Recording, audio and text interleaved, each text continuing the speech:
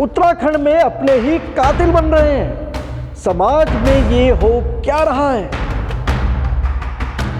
Dehradun Haldwani Rajpur road हो या तिब्बती मार्केट या फिर देहरादून का वसंत विहार, पिछले कुछ दिनों की ये सिर्फ एक लोकेशन नहीं है, ये वो जगह है जहां रिश्तों ने खून होते देखा है।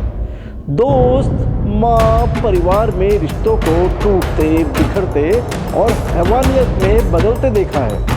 इंसान को इंसान नहीं, शैतान बनते देखा है। आज सवाल ये है कि उत्तराखंड में ये हो क्या रहा है? जय हिंद, जय भारत, जय उत्तराखंड। नमस्कार, मैं हूं अजय नौटियाल और आप देखना शुरू कर चुके हैं भारत व्यूज लाइव।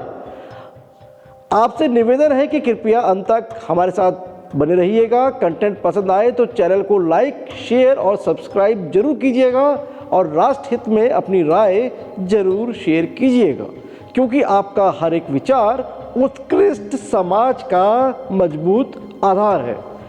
अखबारों में छपी मीडिया रिपोर्ट्स के मुताबिक देहरादून के वसंत विहार के ताज़ा मामले में दोस्तों नहीं, यानी जो दोस्त थे उन्होंने ही शराब के नशे में बेड से हमला कर दोस्त की हत्या कर दी।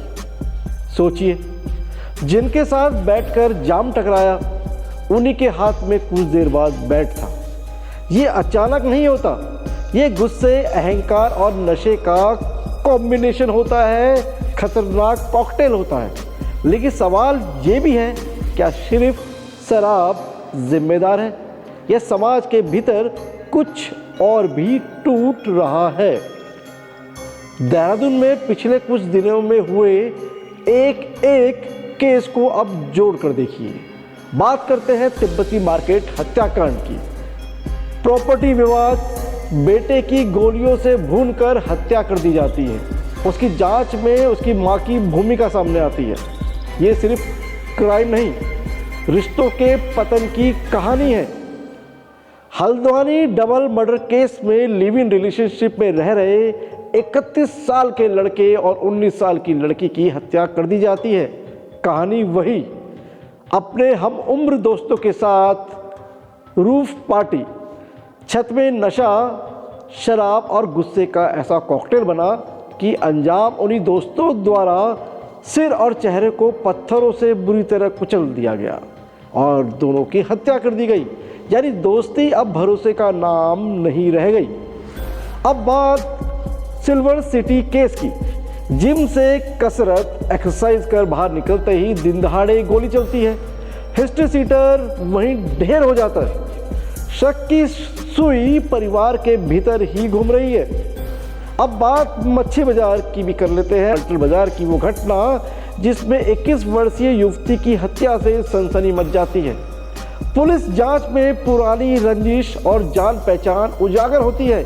यानी अंदर ही अंदर सुलगते विवाद में उसकी जान पहचान के युवक ने ही धारदार चापड़ से उसका गला रेत कर हत्याकांड को अंजाम दे डाला। अगर इन सभी मामलों में कॉमन चीजें निकालें तो आरोपी ज्यादातर जान पहचान वाले थे। शराब ने कई मामलों में ट्रिगर का काम किया। गुस्सा कंट्रोल से बाहर हुआ और रिश्तों में संवाद की जगह हिंसा ने काम किया। ये गैंगवार नहीं है, ये भारी माफिया भी बिल्कुल नहीं थे, ये दूसरे प्रदेश से आए हत्यारे भी नहीं थे। ये हमारा समाज है जो अंदर से सड़ रहा है, हर दिन खोखला और खोखला ही होता जा रहा है, जिसने मानो ठान लिया है आज झगड़ा, कल वार और परसों हत्या।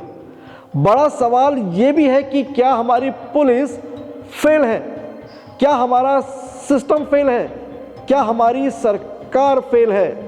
या हमारा समाज कमजोर हो रहा है? सच ये है कि पुलिस कार्रवाई कर सकती है, लेकिन गुस्से पर कंट्रोल कौन करेगा? परिवार, स्कूल या फिर समाज? आज युवा जल्दी भड़कता है, रिश्ते जल्दी टूटते हैं और हथियार खट से उड़ जाते हैं। पहाड़ों की शांति अब सिर्फ टूरिज्म पोस्टर में बची है। आज माँ बेटे की हत्या की साजिश में नामजद हो जाती है। दोस्त का ही कातिल बन रहा है। मृतक का परिवार ही उसकी हत्या के शक के घेरे में है। ये सिर्फ क्राइम स्टोरी नहीं है, ये चेतावनी है। अगर रिश्तों में संवाद खत्म नहीं हुआ तो अगली हेडलाइन किसकी होगी, कोई नहीं जानता। मैं हूं अजय नौटियाल और आप देख रहे थे भारत व्यूज लाइव। अपनी राय कमेंट बॉक्स में जरूर लिखें, क्योंकि ये लड़ाई सिर्फ पुलिस की नहीं, हम सबकी है और इसमें हम सबको मिलकर साथ आना होगा और उत्तराखंड को जो एक नज़र लगी है उससे बचाना होगा।